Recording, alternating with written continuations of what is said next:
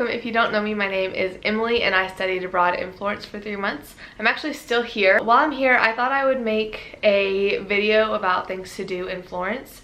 If you're interested in more study abroad related content, I definitely have a lot of videos that you should check out. I'll list them down below in a playlist. But this video is mostly just for those of you traveling to Florence, wanting to know what to do, where to eat, all that kind of stuff. So got you covered. Let me grab my phone.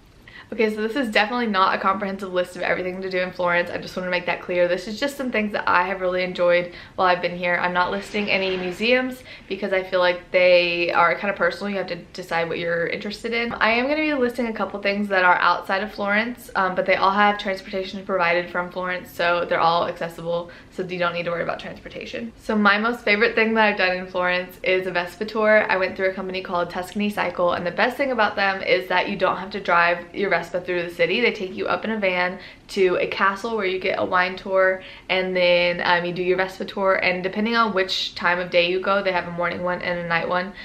You will either get lunch or appetizers as well as a wine tasting.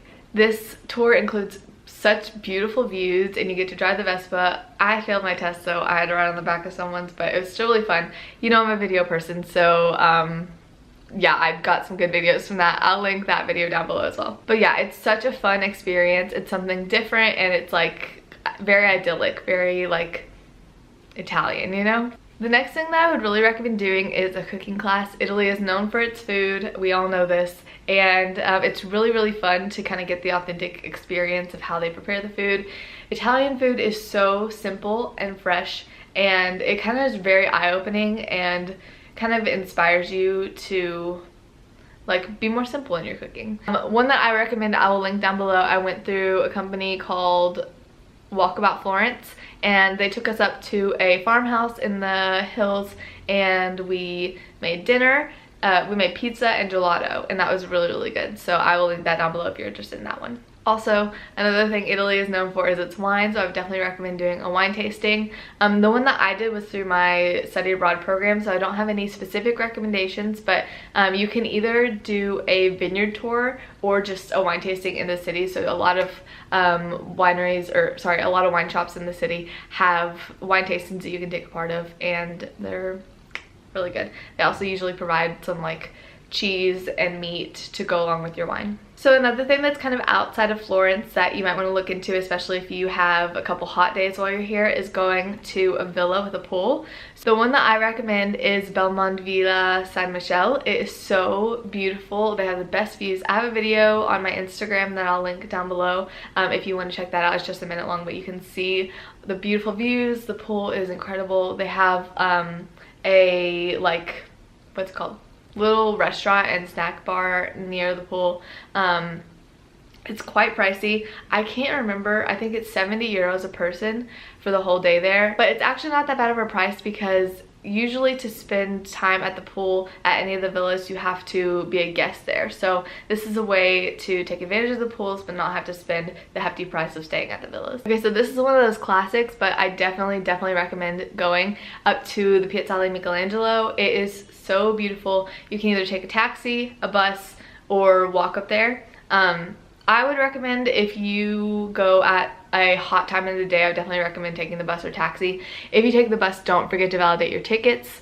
I'll like link down below a like article about how to do that or something. I don't know, it's definitely very important because that is a really touristy bus, so if you get up there and you don't have a validated ticket, you can get fined. But this is the best view of Florence. I definitely recommend either going at sunrise, sunset, or when it's dark out so you can see all the pretty lights.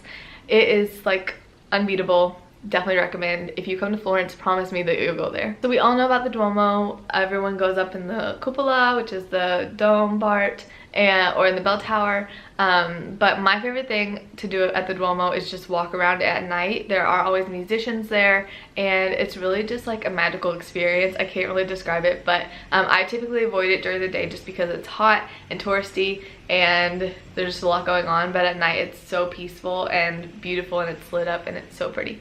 Okay, so food. There are so many restaurants in Florence that I cannot even begin to give you a comprehensive list of the best places to eat. These are just the places that I've eaten that I really like and I think that you would enjoy too. But there's one place that you have to go to no matter what, and it is Panini Toscani. It's my favorite sandwich shop. It's a whole experience. You go and you get to try 4 different types of cheeses and 4 different kinds of meats.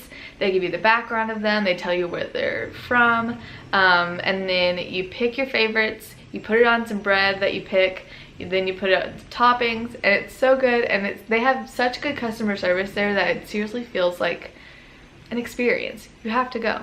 Another place that I really like near Santa Croce is Lama Rama. So my friends and I have gone there a couple times and we really liked it. Mostly, like, I mean, the food is really good. It's Italy, where are you gonna find bad food? But mostly just the atmosphere is really nice. It's like very quintessentially Italian. And then if you're wanting to eat on the river, there is a place called Pizzeria Riva di Arno. And they have really good pizza and you're right on the river, so it's like a super good experience there. Okay, gelato. In my opinion, there's only one gelato shop that you should go to. Well, I honestly haven't tried anywhere. Well, I've tried like 2 other places other than this place, but it's my favorite. It's Vivoli's. I think it's the oldest gelato shop in Florence, so you definitely have to go there. They have a really cute neon sign. And I always get the fragola e limone, which is strawberry and lemon.